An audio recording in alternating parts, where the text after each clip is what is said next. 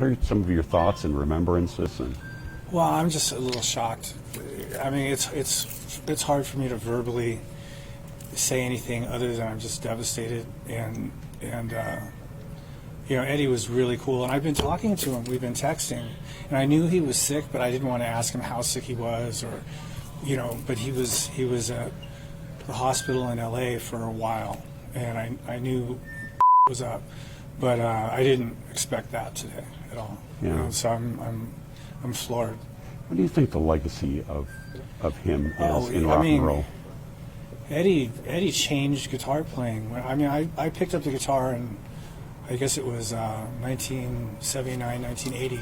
The first Van Halen record came out, and Steven Adler, which is Guns N' Roses' original drummer when we were kids, used to just hang out and ditch school and go to the pizza place and whatnot.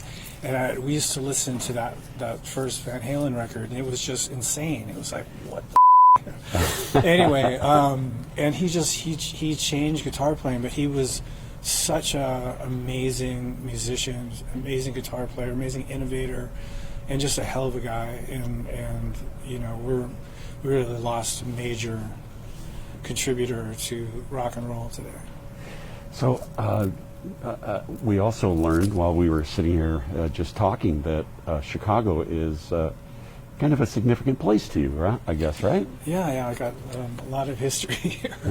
Well, my grandfather was from here as well. So, but my significant other, I guess my partner in crime and I, we met in Chicago, and the Guns N' Roses actually did pre-production here for the Use Your Illusions records. So we lived here for a little while. And I did a lot of hell raising here. It's a good town for hell raising. And she and I met here back in '89, and so we were together for a while. We split up for a long time, and we got back together in 2013, I guess it was. But I'm here all the time, or was up until the COVID thing started. Yeah. So this is my first time back. And now for this amazing pinball machine. I mean, my memories of pinball machines are, like from back in the day of these like super basic kind of machines. Yeah. And this is about one of the most high-tech machines I think I've ever seen in my life. It's insane. It is an amazing machine. I mean, this is the first time I played it completed, and it's a little bit mind-blowing. We've got like 28 songs on it, I think, and it's the actual tracks off the masters, which back in the day that wasn't possible. And it's just basically what we did was we wanted to recreate a Guns N' Roses show on a pinball machine. And I think we've achieved it, or these guys have achieved it. I've just been along for the ride, but it's awesome.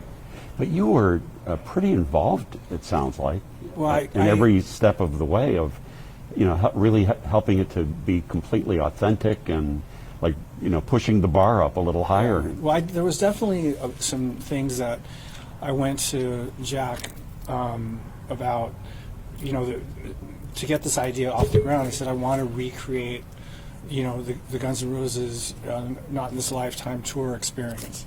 And so that's what we sort of focused on. So when I did a Guns N' Roses machine back in the 90s, and I drew it out on a napkin, and I said the G ramp and the R ramp, and that was like the input that I had for what the thing would look like.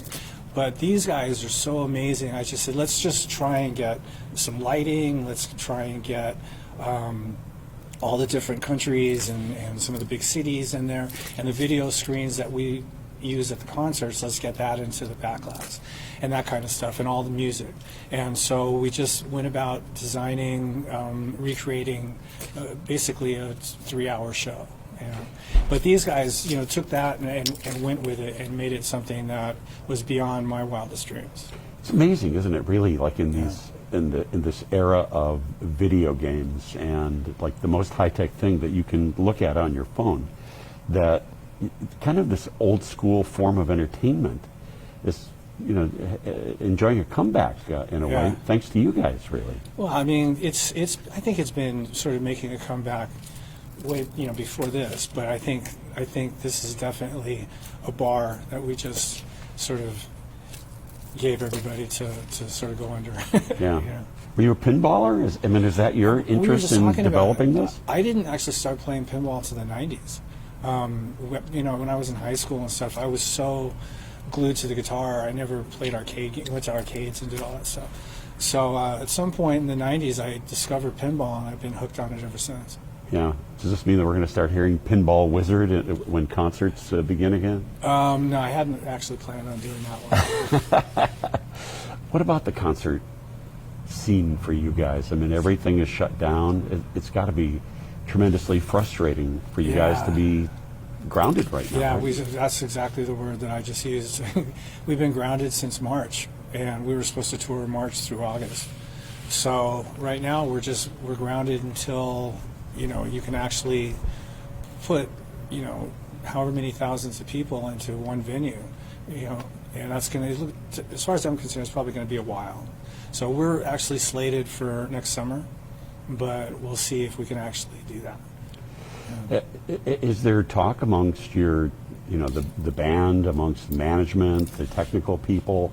How are we going to, you know, what's going to be the new normal for But not yet. for I mean, concerts? right No? now we're just, you know, we're so not out of the woods as far as even going out to in public at this point that it's way there's not in the foreseeable future a situation where we can go into a venue and get a bunch of people in front of a stage. It's just so we haven't really started thinking about it. We're waiting until we get enough of a handle on the COVID situation where we can start to think that way. We're not there yet. What have you been doing with your I've just with been your time? recording and writing and doing other assorted odds and ends, but for the most part, just writing and recording. So It's been a good creative period, I can say that much. you know what? It's weird. I've been talking with musicians and actors and you know, movie and TV people, and it's almost like the pandemic crisis has stimulated their creative thinking into how can we do our art in a Right. new way. Well, I mean, for somebody like me, I'm pretty much a workaholic and a busybody and stuff, and so it's put me in a situation where I've had to be patient and sit and just create without deadlines and stuff. I'm usually working on some sort of a time schedule. I usually work pretty quickly, and I'm usually doing a lot all at once. And so this crisis has sort of forced me into a situation to be able to smell the roses and spend a lot of time on whatever I'm working on. And you know, it's been healthy in that regard. You know. Has there been anything that, you know, might surprise us that, you know, Slash is doing or has taken up during this time off? I mean, Hobbies? You know? Well, yeah, like hobbies, or you know, I'm picturing you with like crochet needles or something that No, that's you wouldn't not- expect a rock and roller to ever do. No, I've been busy with. I've been producing horror movies, so I've been busy with that, and but mostly just writing new stuff and recording demos, and I've done some session work with different people. I just did a version of Love Story, you know, in honor of Robert Evans, who's a friend of mine that passed away last year, and so probably going to release that online. You know, so I've just been working with different people doing Wow. different stuff on top of what you know, the original music for Guns N' Roses and for Yeah. the Conspirators, which is my band. Yeah. So I've kept pretty busy. How do you process in your own mind that you are a rock and roll legend? I mean, you are. I don't. You are one of the most iconic rock guitarists of all time. I mean, do you not even think of that? Does that I'm not just even not that enter your guy. world? I'm not that guy. That's really nice of you to say that and all that, but I don't see it from that perspective at all. Yeah. So I'm just constantly keeping busy, doing what it is, trying, you know, doing what it is I love to do and trying to get good at it. You know. When you're trying to get good at it, that's funny.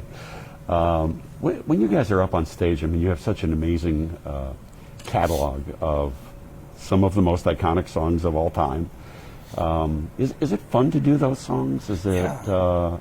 you know, do you think, you know, if I have to do this song one more time, I'm going to, you know, throw my guitar out of the window? Yeah, a lot of people suffer from that. With GNR, for me, all those songs, there's always things to do with them to make them interesting in the moment.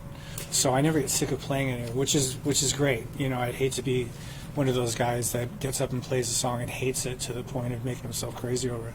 So I really enjoy playing the songs, going out and touring and playing every single night, and I'm a little bit of a junkie that way. But yeah, as far as any individual song goes, like a standard that you have to play, a crowd would be really disappointed if you didn't play. You just find different things to do that people might not even notice from the audience point of view, but as a player, things that you do that you just make things interesting all the time, and it does it for me.